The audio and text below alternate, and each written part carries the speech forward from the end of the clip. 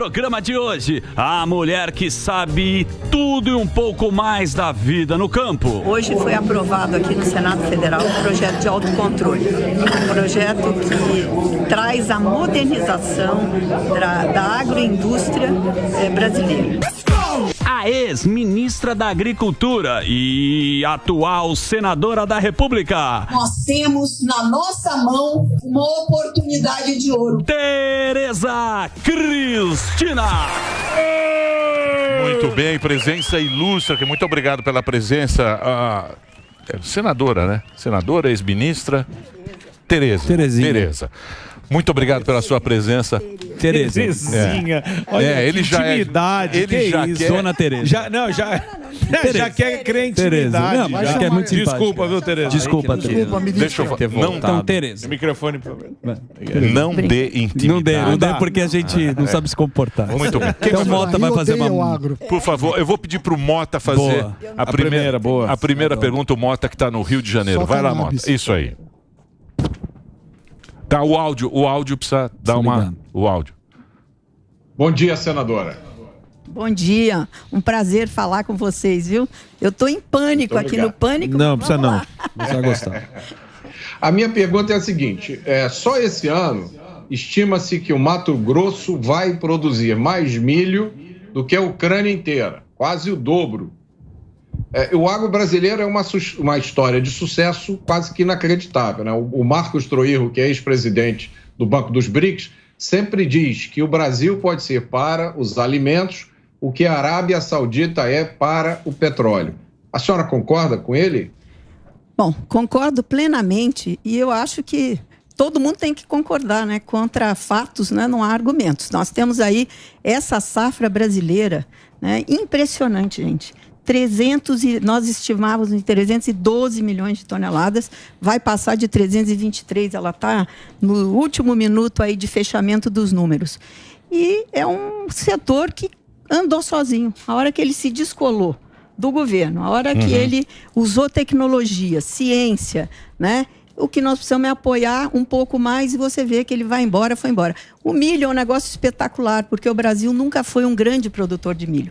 Nosso grande concorrente é dos Estados Unidos, que produz quase o tamanho da nossa safra de milho, mas o Brasil mostrou aí nesses últimos 3 anos, com a agricultura tropical, o que ele está fazendo, e diferente dos países temperados. Nós temos 2 safras por ano, soja no verão e milho no inverno, que a gente chama de safrinha, mas hoje é um safrão. Sim. Inclusive o Mato Grosso, a Argentina, o Mato Grosso é maior que a Argentina. Impressionante. É maior que a Argentina. Impressionante. Agora, por que é mal visto? Por que tem esse negócio? Que eu não consigo entender isso. Porque tem a agricultura do bem. Sim, e a agricultura do mal. Demonizam tanto o agro. Malvadão. Por quê? Quando surgiu isso, ministra?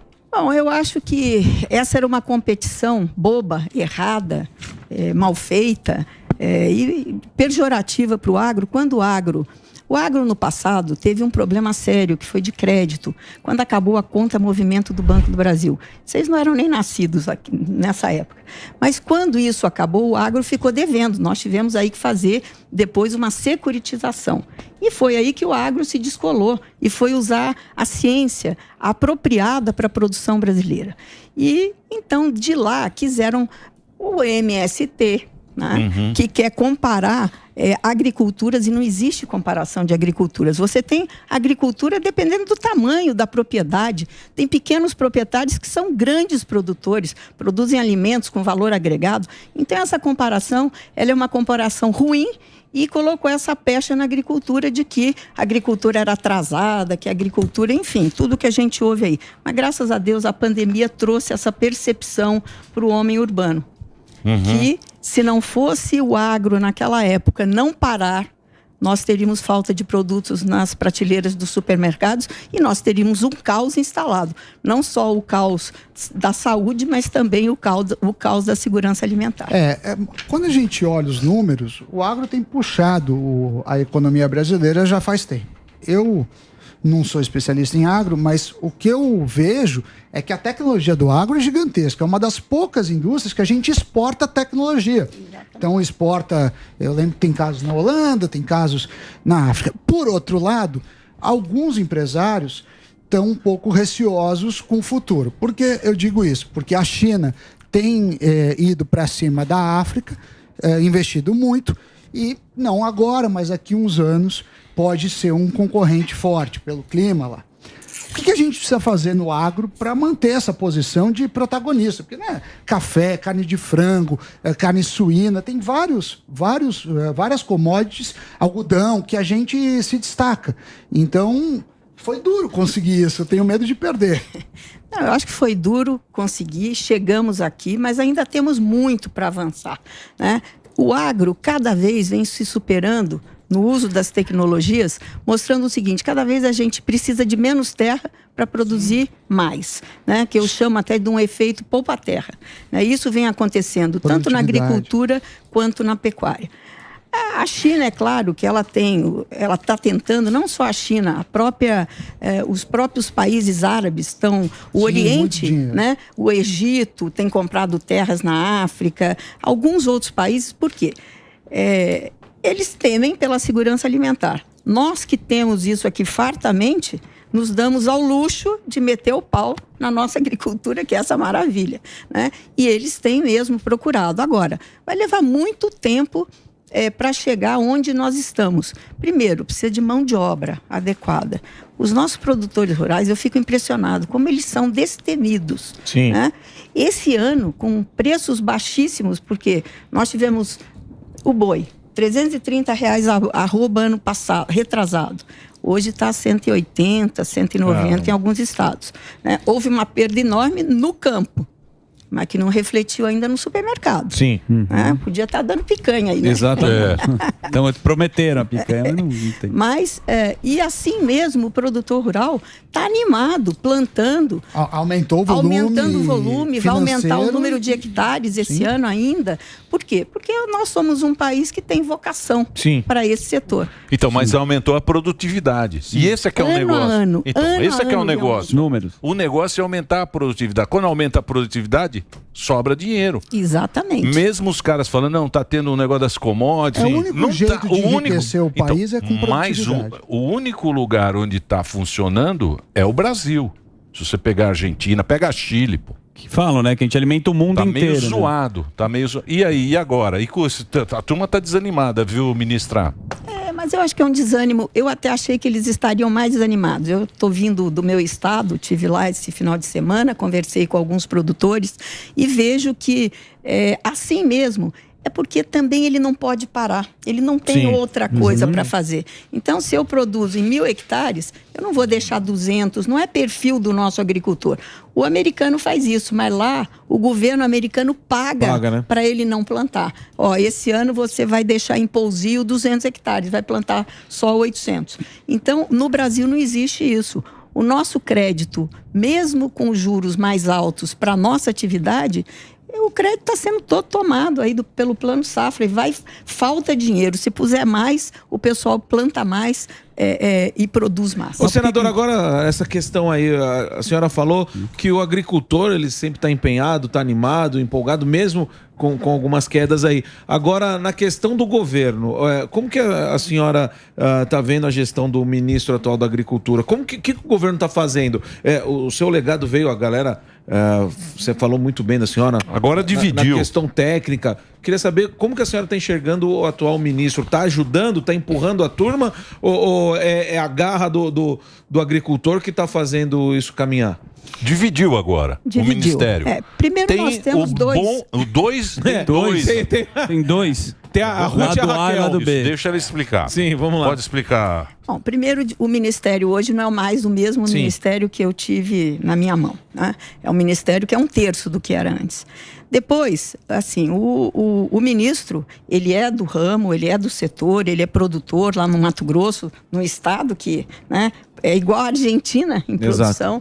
Então, ele tem todo esse know-how. Agora, tem que ver se ele tem apoio do presidente dele. Né? Eu tive apoio total do meu presidente. O presidente Bolsonaro, para o agro, todas as vezes que nós tínhamos algumas questões a serem resolvidas, ele sempre apoiou fortemente o Ministério da Agricultura, com o ministro Paulo Guedes, com o ministro Tarcísio, enfim, com todos os ministérios que a gente precisava para poder caminhar para frente.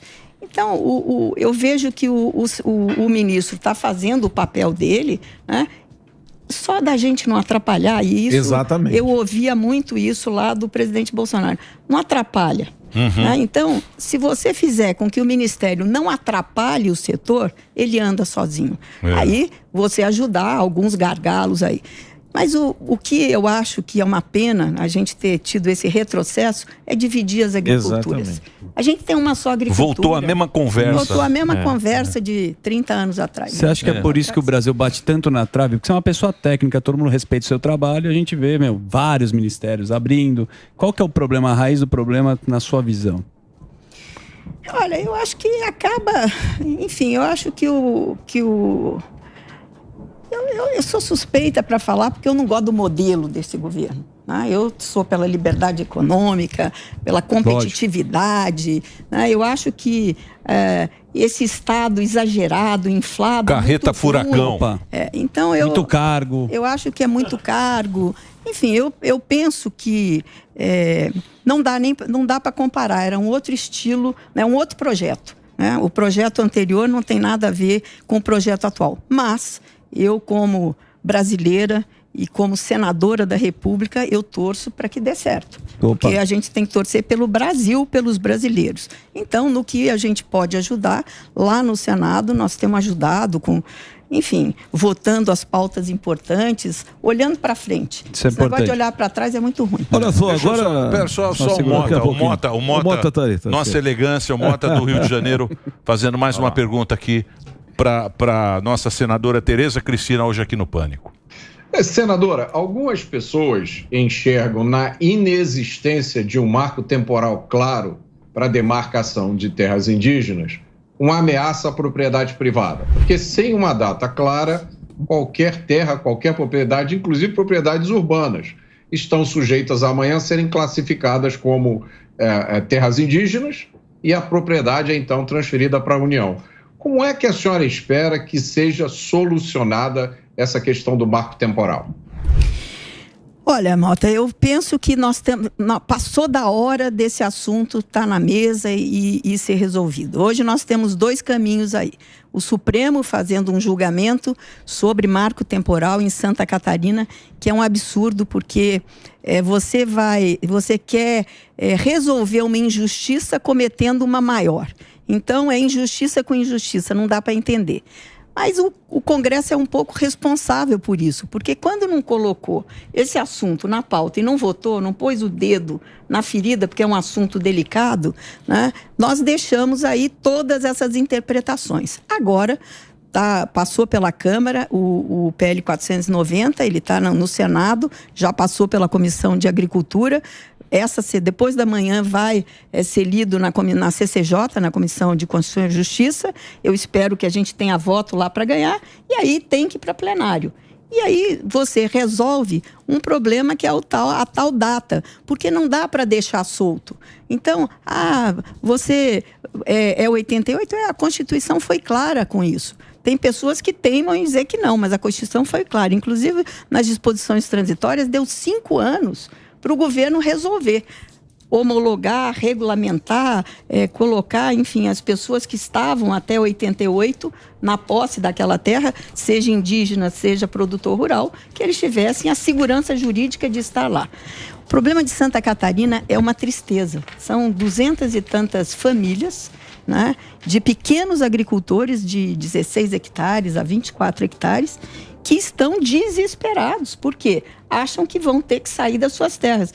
E o pior, eles dizem, aqui não tinha indígena, na época que nós chegamos. Indígena tinha no Brasil inteiro. Que são os imigrantes que vieram da Europa para ser o pequeno produtor lá. E que compraram, né? E que compraram. Trabalham anos, né? Produzindo. No sul, tem gente com escritura de mais de 100 anos. No sul, os imigrantes do sul, eles tinham a terra lá, eles tinham que pagar, tinham um tempo para pagar. E os que vieram para São Paulo trabalhavam nas fazendas que já do café. Então, e os caras estão com medo agora, que falam, não, isso aqui é de índio, não é mais vai perder a terra.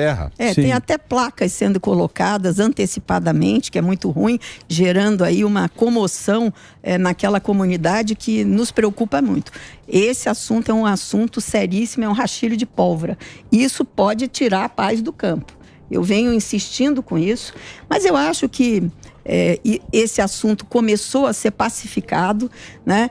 E depois, o marco sendo 88, não impede de que, se alguma injustiça foi feita porque alguém foi retirado à força de um lado ou do outro, o governo pode fazer o pagamento, né, e comprar, indenizar essa terra e devolver ou comprar, trocar, para que aquelas pessoas possam continuar as suas vidas, tanto indígenas quanto produtores. Então tem muita balela, tem muito terrorismo em cima disso, mas eu acho que, se nós conseguirmos votar isso, vai apaziguar e nós vamos virar a página. Os indígenas têm que ter saúde boa, têm que ter educação boa, têm que ter o que eles querem, o que eles desejam. Aliás, mas tá lá no Supremo, mas tá no Supremo lá, eles estão. Então, no mas Supremo. como é que a votação do Supremo está muito esquisita. Então, mas como é que o Supremo agora está brigando com o Senado? É isso? Pois é, tem hoje... duas. Tem meio uma coisa meio esquizofrênica, né? Uns caras precisam colocar lá em Brasília, como é que chama que põe na caixa d'água lá para acalmar a população? Rivotril. Não. Põe na caixa. Não é lítio.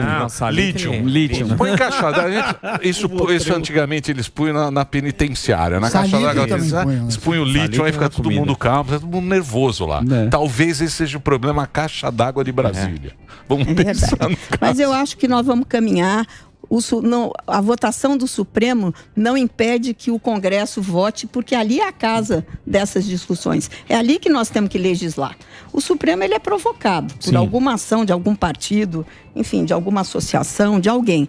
Mas a casa onde esse assunto precisa passar a ser resolvido é no Congresso Nacional. Já passou pela Câmara, agora pelo Senado, e eu espero que ela se encerre no Senado Federal. Boa, o MST ele quer falar agora. Então, eu queria falar dessa questão do MST, se realmente, assim, se teve realmente essa invasão do MST na sua fazenda, e o que a senhora achou desse imbróglio todo que foi a CPI do MST, de vários casos que foram relatados, alguns outros que não foram colocados de uma maneira que talvez ficasse clara aí para a população. Queria saber a opinião da senhora sobre isso. Eu acho que esse foi um erro desse governo. Quando chegou, né, ele não assimilou que o agro não estava muito feliz. Então, ele apoiou o MST. Eu não sou contra o MST como uma organização, uma ONG, né? Mas eu sou contra o MST que invade terra. Isso é crime. Então, eu acho que o governo nunca poderia ter dado nenhuma declaração a favor de invasão de terra. Exatamente. Porque isso é crime. Está claro na nossa Constituição sobre o direito à propriedade privada. Na minha propriedade houve uma tentativa, não foi uma invasão, não era MST, era um movimento dissidente local ali. Eu acho que queriam chamar atenção, mas no meu estado, o meu governador não admite invasão de terra de espécie nenhuma. Então foi tirado imediatamente, enfim, não tive nenhum dano naquele momento, a não ser uma preocupação, porque quando você é uma pessoa pública, as coisas até tomam uma dimensão diferente. Mas foi muito tranquilo. Olha só, agora quero fazer uma pergunta para minha nobre, na época, ministra, tá certo? Saudades da senhora, Tere. O negócio é o seguinte, eu queria saber da vossa pessoa, que você sabe muito bem, antes de me colocarem como inelegível... Ele não fala vossa pessoa. Lógico que fala, aqui é respeito. A liturgia aqui, tá certo? Ah, tá bom. Desculpa, presidente. Então, quer que eu fale formal? Não. Pode. Você sabe muito bem que antes de me deixar inelegível, já ventilavam seu nome em grupos de WhatsApp para 2026. É verdade. Você sabe muito bem. E o Tarcisião aqui... Tá certo? Ele já disse que 2026 ele quer reeleger. Quero saber da sua pessoa. Se a gente chegar a conversar direitinho, toma a frente aí pra 2026 ou não? Tem coragem, Tere? Ele me chama de Dona Tetê. É Dona Tetê. É Dona Tetê. Isso aí é outra coisa, mas tá certo. Bom, é claro que eu acompanho, me sinto honrada de ter o meu nome volta e meia colocado aí nesse rol de presidenciáveis, mas a eleição de 26 está muito longe ainda. Primeiro ela tem que passar por 24, eu acho que nós temos aqui que ter resultados, a direita tem que estar unida no Brasil todo, né? E aí eu acho que depois dessa eleição, alguns nomes vão surgir. Ter coragem eu tenho. Agora, eu não sou candidata de mim mesma. Eu tenho que, né, assim como os outros também não serão. Então, eu acho que a gente tem que olhar 2026, mas pensando agora primeiro em 2024. Tá certo. Uma coisa que o Bolsonaro fez bem foi o gabinete, né? Sim. O gabinete foi muito porque bom. o Bolsonaro, Técnico, ele escalou bem. Ele não sabia direito o que fazer. Ele falou, pô, vou preciso colocar... Gente, e deu mais sorte técnicos, no gabinete, né? É. Porque criou um monte de lideranças. Por exemplo, a Tereza Cristina, ninguém conhecia. O Tarcísio, Sim. ninguém conhecia. Exato. Foi o Bolsonaro. Foi uma coisa boa que escalou, né? Que foram pessoas novas, né, na política. O presidente Bolsonaro, ele, quando convidou, quer dizer, eu nem fui convidada, ele pediu à Frente Parlamentar da Agricultura, da Agropecuária, que indicasse um nome. E foi o meu nome indicado pelos meus pares, porque eu era presidente da frente naquela ocasião. E aí,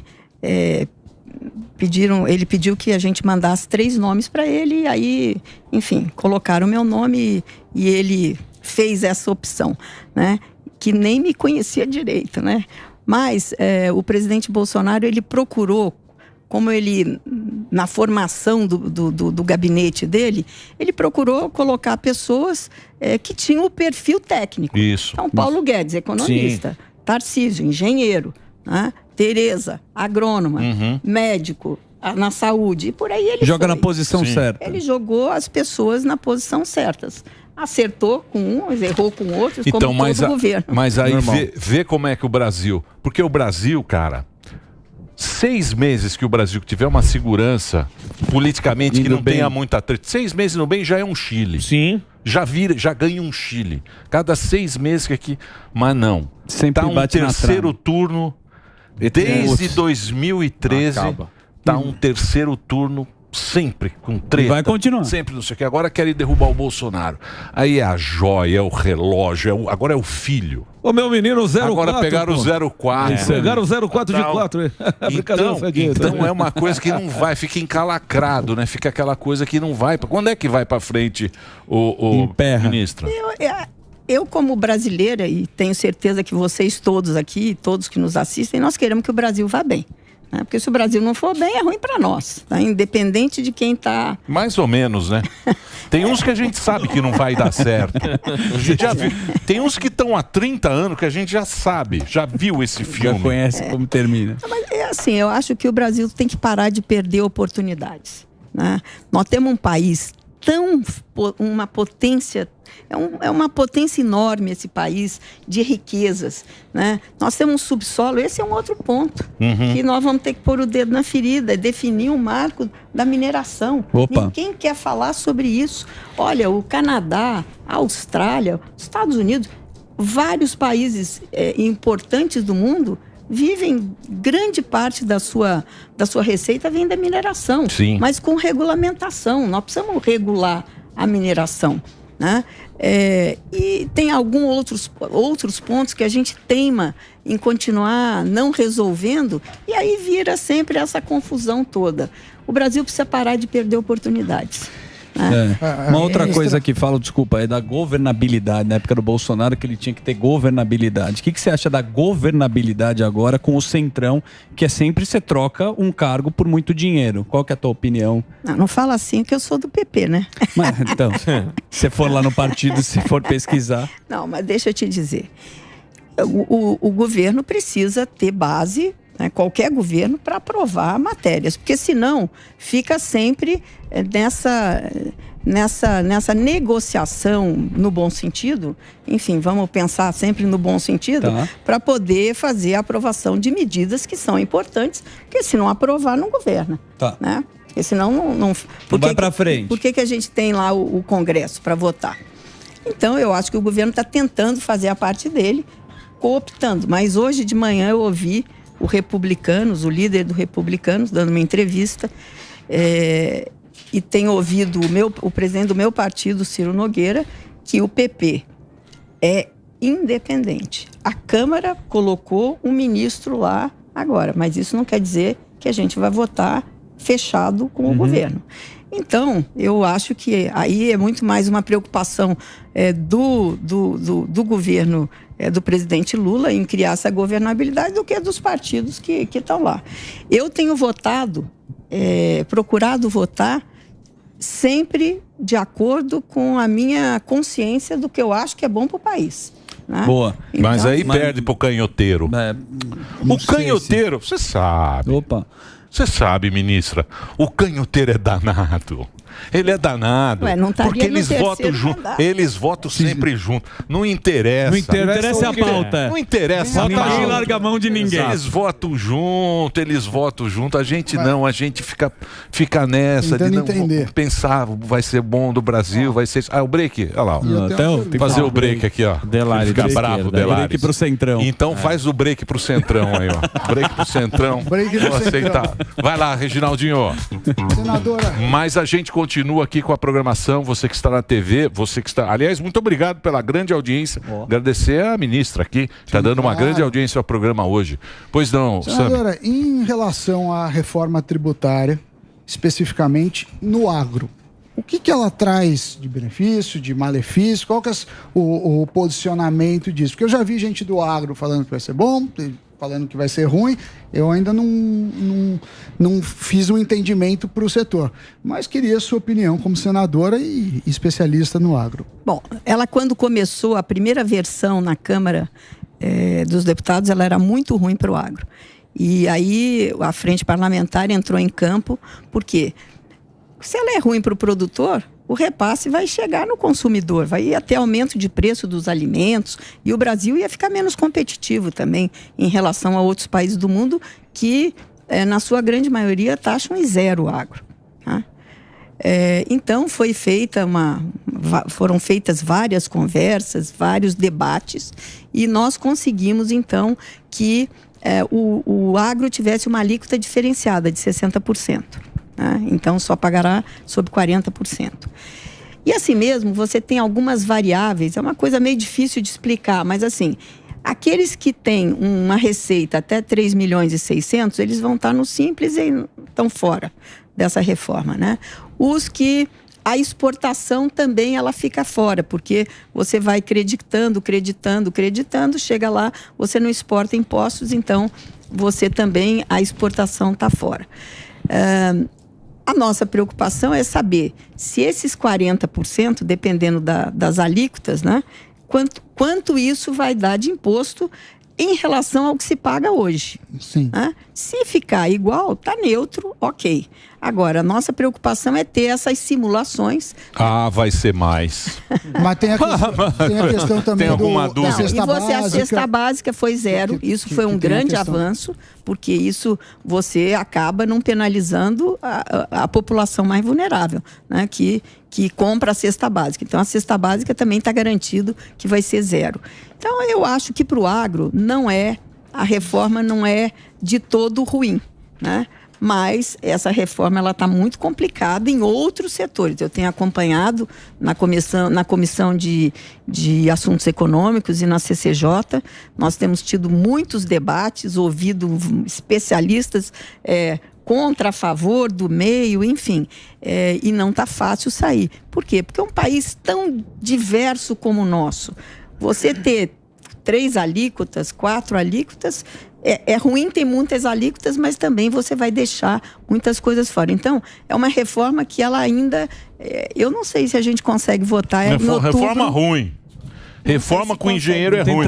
Senador, eu queria fazer... Se você pensar, nós pagamos 5 meses de trabalho. Isso aí já é sabido. 5 meses de trabalho pra carreta furacão. E não devolvem nada pra gente. Pra cama boa, pro avião. Aviãozão não bom. É pro pobre. Não, jamais. E vem essa conversa. Aqui tem um monte de progressistas.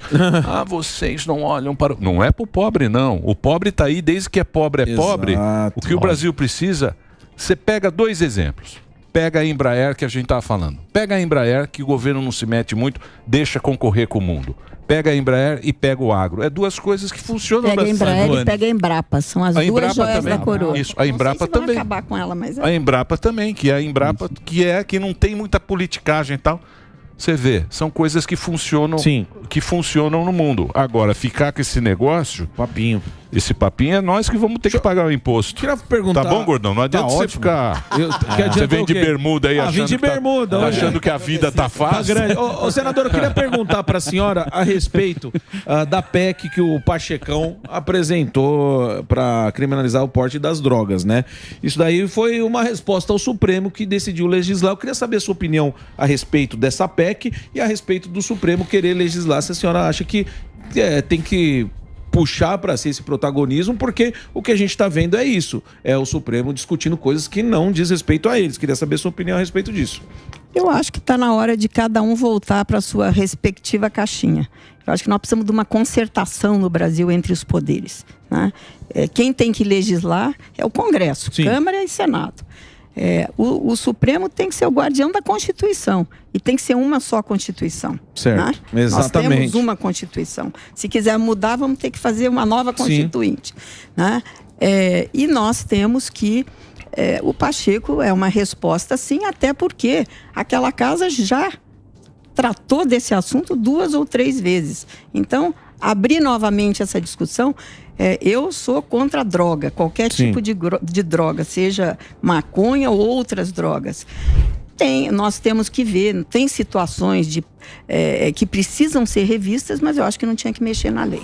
Então, o Pachecão, nosso presidente, colocou, eu acho que ele colocou as coisas onde já deveriam estar há muito tempo. Mas como que faz no caso, por exemplo, o Ives Gandra falou que quando o Senado ou seja, os deputados não querem colocar em votação, eles já estão legislando, ou seja, como representante do povo, já diz que assim, não vão colocar isso em pauta porque já está discutido, a gente acha que isso não deve mexer. Como fazer então, sempre, a senhora falou, no caso de, já foi discutido, sempre agora, quando o STF colocar algo em discussão, o Senado vai ter que colocar na frente o carro para falar assim, peraí, isso aqui já foi, como que pausa isso? Como que dá um basta? Eu acho...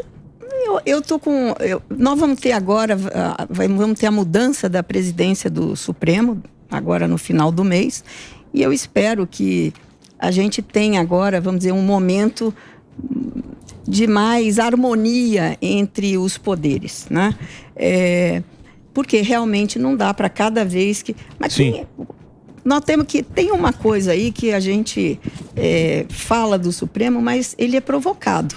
Então, o que precisa acabar um partido de minoria não ficou feliz com a votação, vai lá e entra com algum tipo de tapetão, ação. É o tapetão. Então, é isso que precisa. Eu não sei como fazer isso, mas isso está sendo pensado. Tem grupos estudando isso no Senado, na Câmara, porque eu acho que essa harmonia trará tranquilidade para o país. Tem que ser, então, não dá para cada espasmo que tiver, a gente ter que todo mundo se movimentar e nós precisamos e o doutor Ives, o nosso querido Ives Gandra, tem toda a razão. Às vezes, não votar já é legislar. Exatamente. Senadora, agora esse negócio das drogas aí, você tem que aprender com o erro dos outros. Por exemplo, a França. Exato. França liberou.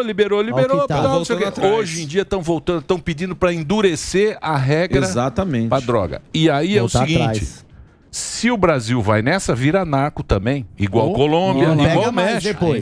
Aí não pega mais, ministro. Já era. Porque não dá para você legislar o usuário, né? E não legislar a venda. Porque e aí, como fica? Né? Tem um desequilíbrio nisso. Então, eu acho que é um assunto delicado e eu acho que o presidente Pacheco fez muito bem em colocar uma...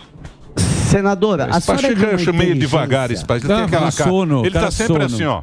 Mas parece ele o Fível. A senhora é de uma inteligência e de uma competência que a gente... O senador Boquinha. O Boquinha do Acre. Como paulista... Comendador Boquinha de agrotóxico. Como paulista, a gente queria fazer um pedido especial à senhora. De repente... Maconha. Se o Tarcísio não pode, cara. Cannabis. Se o Tarcísio for tentar a reeleição e aí, de repente, esperar mais 4 ou 6 aninhos, ou se ele resolver sair para presidente, só não quer vir cuidar de São Paulo, não, ministro? Nossa Senhora. É um pedido especial. A senhora não gostaria de ser governadora do estado de São Paulo? Não, eu não tenho competência para... ministra. Seja humilde. Bom, eu sou meio paulista, minha mãe é paulistana. Mas, olha, falta isso. Eu acho que eu fico tão feliz do Tarcísio estar indo tão bem aqui em São Paulo. Por isso. Né? E a gente espera que ele continue a senhora e toparia? faça... Eu acho que isso é uma conversa longe, né? Nunca pensei, nunca passou isso pela minha cabeça. E 26 vai ser presidente, pô.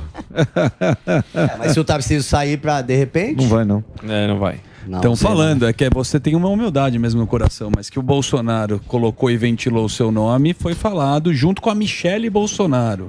Você de vice, você sabe dessa história, mas ela falou, é pra olhar pra frente. Aliás, é muita bucha, né? O que vale é a pesquisa, né? Pesquisa. A pesquisa caiu, subiu agora. Subiu de quanto? De 79 para 66. Então, o otimismo de quem... O otimismo progressista. Vamos chamar de progressista. É bonito, fica mais bonito. Os progressistas, quando estávamos no novo governo, eles tinham 79% de otimismo. Agora subiu para 69. 66. Subiu para 66 o otimismo dos progressistas para o atual governo. Assim vai bem, vamos lá. Né? Você acha que esses próprios aí, porque muita gente fez o L embaixo da mesa. Opa. Isso que foi. Porque não faz gracinha, não. Não faz gracinha, não. Porque é o seguinte, e vai ser quem vai pagar o preço. Né? Quem fez o L embaixo da mesa, que fala, pouco importa, é duas porcarias. Exato. Pelo menos os limpinhos. Ele, né? Isso.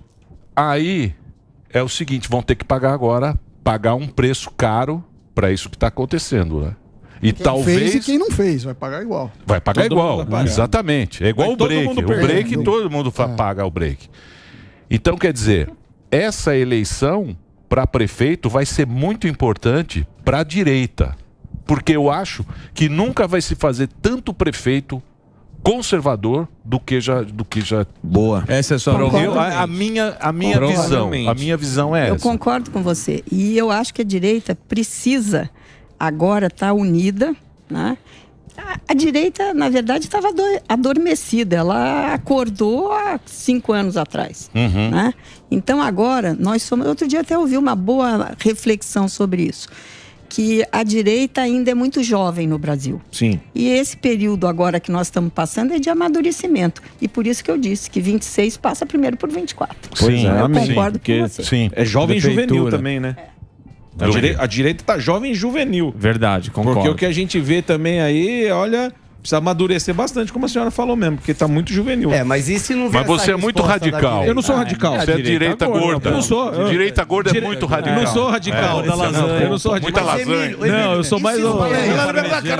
E se não vier a resposta da direita, de Mas repente, vem, pra prefeitura? vem. Também tem um lado negativo. Pode escrever.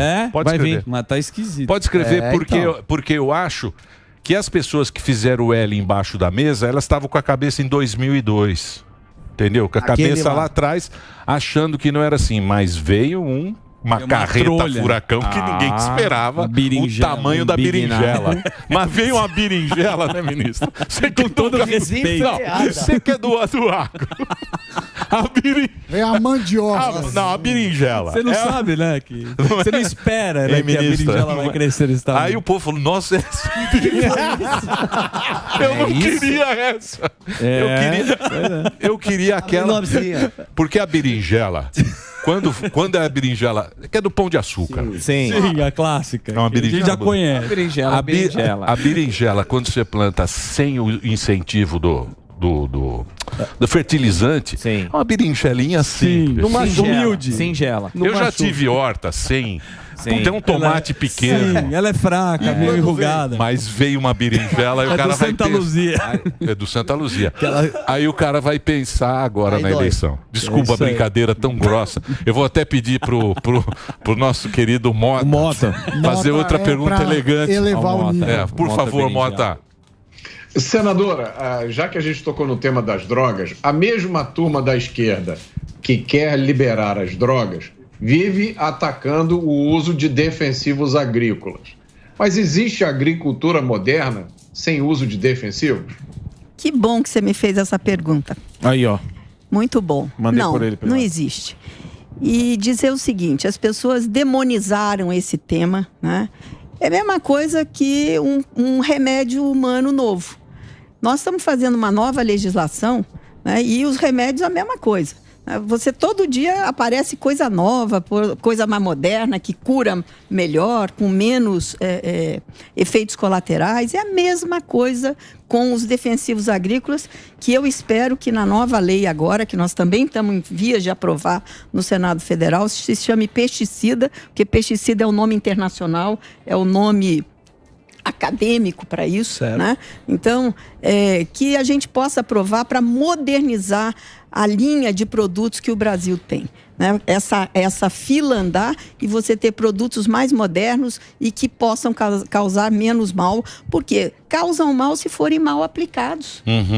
Não existe remédio em dose errada, não mata? Claro. Defensivo agrícola ou pesticida é a mesma coisa. Então, demonizaram, né, esse assunto como se fosse um assunto de esquerda ou de direita. Esse assunto é um assunto técnico, é um assunto importantíssimo para as agriculturas do mundo e para o Brasil, que nós temos um clima tropical, é mais importante ainda.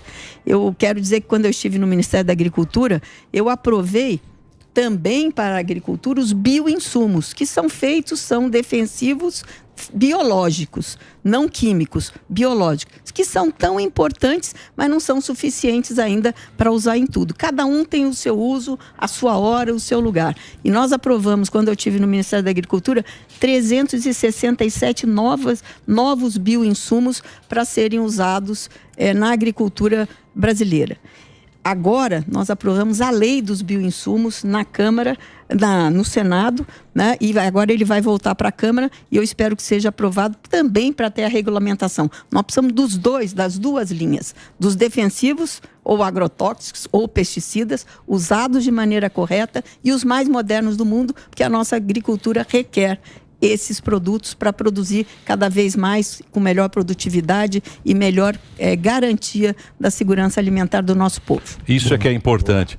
Você sabe que eu penso, quando tem esse negócio, tem essa briga, um fala que não sei o que vai matar a humanidade. Eu penso que eu gosto de planta. E eu tenho a cochonilha. Cochonilha? Cochonilha. Cochonilha é um pulgão. Sim. Que tá numa plantinha. Vai destruir essa cochonilha. Assim, é difícil, porque ela volta. Aí eu fico pensando no agricultor que quando chega perde a safra inteira. Perde a safra inteira, né? Então se você... a cochonilha... Isso é um inferno. Vamos dar um vaso com cochonilha para cada um canhoteiro que fala do negócio, só para destruir a cochonilha. Certo, Zuzu? Exatamente. Senadora, muito obrigado. Você é uma simpatia de pessoa. Por isso que o Bolsonaro te chamava de TT. Dona TT. É pela simpatia. Muito obrigado pela sua presença. Eu que agradeço, viu? Agradecer a Paulinha que trouxe. Parabéns. A gente está querendo trazer você aqui há muito tempo. Obrigado por você ter vindo. Eu gostei muito obrigado e tenho aí um ótimo programa pela frente. Obrigado. Valeu. É isso aí. E boa sorte lá em Brasília. Muito bem. Vou passar o site aqui para você poder acompanhar nas redes sociais. Tereza com Z. Tereza Cristina MS.